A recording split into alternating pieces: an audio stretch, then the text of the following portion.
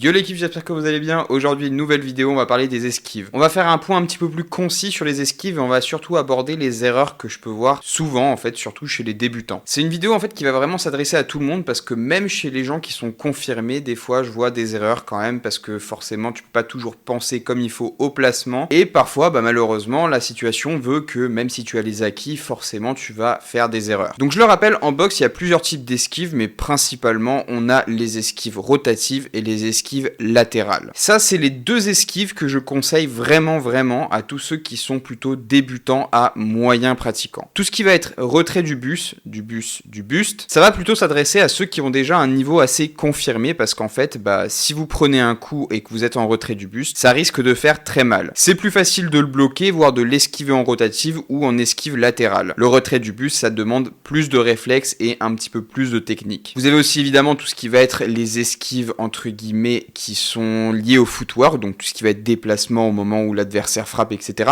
Mais aujourd'hui, on va vraiment s'attarder sur les deux esquives principales, celles dans lesquelles je vois le plus d'erreurs. On va commencer par l'esquive rotative. Donc l'esquive rotative, je vous rappelle, c'est le fait de descendre quasiment comme si c'était un squat, le dos bien droit, et de remonter en dessinant un U. Donc le mouvement, ça dessine un U normalement. Ce mouvement, naturellement, va vous permettre d'esquiver tout ce qui va être crochet principalement. Vous pouvez aussi esquiver des gros directs plongeants, mais là, c'est plus compliqué. Il faut vraiment que le mec se jette sur vous pour vous toucher comme ça avec un direct du bras arrière notamment. Quoi qu'il en soit, tenez-vous-en aux bases. Si en face, il vous envoie un crochet, esquivez en esquive rotative. Si vous envoie un direct, esquivez en esquive latérale. Donc sur la rotative, une des principales erreurs que je vois, c'est justement de descendre sans forcément venir faire le U. Et en fait, si tu ne te forces pas vraiment à dessiner un U, en fait, tu vas te retrouver à descendre et monter. Le problème, c'est qu'en dessinant le U, en fait, tu vas venir légèrement accompagner le coup dans le sens où il arrive. Tu vois, par exemple, j'ai un crochet qui arrive sur ce côté.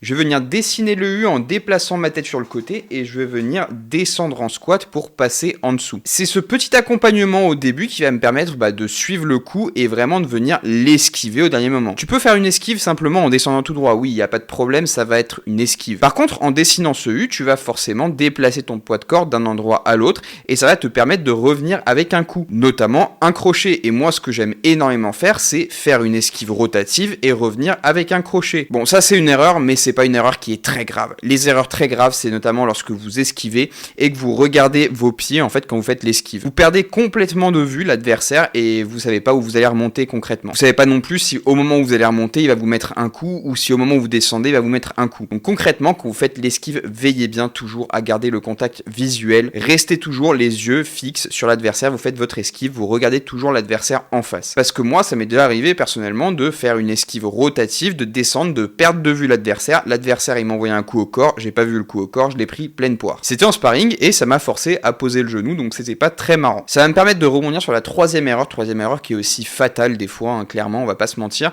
c'est de descendre et de pas avoir ses mains devant. Le problème de ça, c'est que comme dans l'exemple que je vous ai donné, si vous descendez, vous avez pas les mains dans le visage et qu'on vous envoie un coup qui était destiné au corps à la base, vous le prenez à la tête, ça risque de faire très mal. Et enfin, petite erreur bonus que je vois aussi énormément sur les esquives rotatives particulièrement, c'est de se tromper tout simplement de côté pour faire l'esquive. J'esquive toujours dans le sens où le coup arrive. Parce que si je vais contre le coup, forcément je me le prends avant d'esquiver. Et c'est vraiment de vous approprier cette logique de le coup arrive de ce côté-là, j'esquive avec lui. Il faut accompagner le coup parce que si tu fais opposition au coup, c'est là où tu vas prendre le coup mais pleine puissance. Alors que à la limite, si tu l'esquives et tu vas dans le sens du coup et que malheureusement tu te le prends parce qu'il est trop rapide, tu prendras pas toute l'énergie parce que tu l'accompagnes. D'ailleurs, à très haut niveau, vous avez des boxeurs qui vont venir à la limite au tout dernier moment accompagner le coup avec leur tête quand ils voient qu'ils ne peuvent pas l'esquiver. Vous avez Canelo par exemple qui va prendre un crochet et qui va venir accompagner le crochet avec sa tête pour dissiper l'onde de choc. Ensuite, dernière erreur sur les esquives rotatives, c'est d'esquiver beaucoup trop loin. J'en vois qui dessinent le U, tout est parfait, tout est nickel, sauf que quand ils font leur esquive, ils remontent mais vraiment hyper loin. Ils sont limite en équilibre sur la jambe arrière ou sur la jambe avant parce qu'ils ont donné beaucoup trop d'amplitude à leur esquive. Donc là, ce que je peux vous conseiller, c'est vraiment de bien garder la logique de l'esquive rotative, c'est vraiment d'avoir le poids de corps au centre du corps, donc au niveau de la zone de sustentation qui se trouve entre vos pieds. Sustentation, je sais plus, corrigez-moi en commentaire. Et de s'écarter de cette zone-là et de se retrouver dans un angle en fait qui leur est pas propice, qui leur est pas favorable. Dans cet angle-là, ils sont complètement perdus, ils sont en déséquilibre et ils arrivent pas à revenir à la position initiale. Donc d'une part, ils se mettent en danger et d'une autre part, ils perdent tout l'avantage de l'esquive rotative et ils peuvent pas forcément revenir avec le poids de corps qu'ils ont transféré d'un côté à l'autre. Donc voilà, sur l'esquive rotative, pour moi, c'était les erreurs les plus courantes, en fait celles que je vois le plus quand quand je coach. Sur les esquives latérales maintenant, soyez bien attentifs parce que c'est les esquives en fait qui vont être le plus souvent réalisées. De manière générale, les coups qui sont le plus donnés, c'est les directs. Pour faire une esquive latérale, il faut bien prendre en compte que vraiment on va venir donner l'épaule opposée. Donc je reçois un bras avant, je vais venir décaler, je vais donner l'épaule opposée. Faut vraiment se mettre dans la tête que c'est juste une torsion du buste. Faut pas vraiment que je déplace tout le trou en même temps parce que là je vais perdre un temps monstrueux et en fait je vais pas avoir une vitesse assez rapide pour esquiver la suite. Parce que si je suis là, je fais l'essuie-glace avec mon tronc, forcément le gars il m'aligne très très facilement. Alors que si je suis là vraiment de manière très très courte, très très concise, c'est extrêmement rapide et c'est beaucoup plus dur de me toucher. Pensez toujours qu'en boxe, le plus court est le mieux. Quand vous envoyez un coup, si vous faites très large, vous faites contrer. Si vous allez chercher loin derrière, vous faites contrer. Sur les esquives, c'est pareil. Le plus court, le mieux. Le plus court, vous faites les esquives latérales, le plus facilement vous pouvez revenir pour contrer. Le plus court, vous faites les esquives rotatives, le plus rapidement vous pouvez venir pour contrer. Plus vos esquives latérales sont concises, moins vous perdez votre équilibre. Quand vous regardez à très haut niveau, vous voyez que les boxeurs, ils font pratiquement à peine un geste pour esquiver un coup. Donc vous voyez Canelo par exemple qui esquive un direct, c'est juste ça.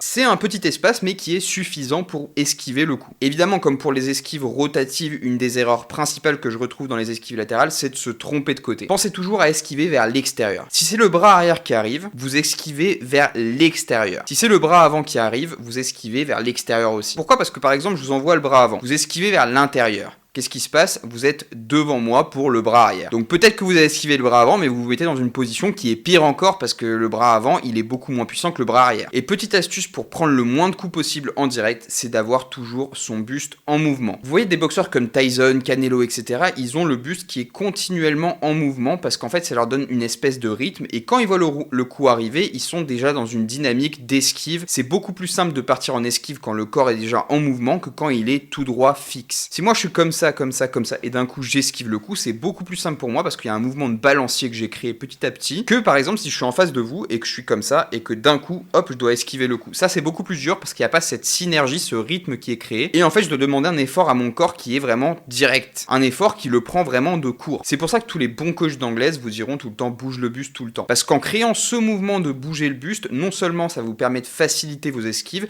mais en plus ça crée un climat d'insécurité à l'adversaire. En fait il a une cible qui est mouvante, c'est beaucoup plus dur à toucher que une cible qui est droite, qui a un piqué en face de vous. Donc moi ce que je vous conseille c'est vraiment d'imprimer ce mouvement de balancier qui va vous être extrêmement utile pour pas prendre de coups. Donc voilà, c'est tout pour moi pour cette vidéo, j'espère qu'elle vous a plu. Si c'est le cas, n'oubliez pas de vous abonner, de mettre un pouce bleu, dites-moi en commentaire si vous voyez d'autres erreurs, si vous avez d'autres astuces, ça m'intéresse énormément et moi je vous retrouve la semaine prochaine pour une nouvelle vidéo. Ciao ciao.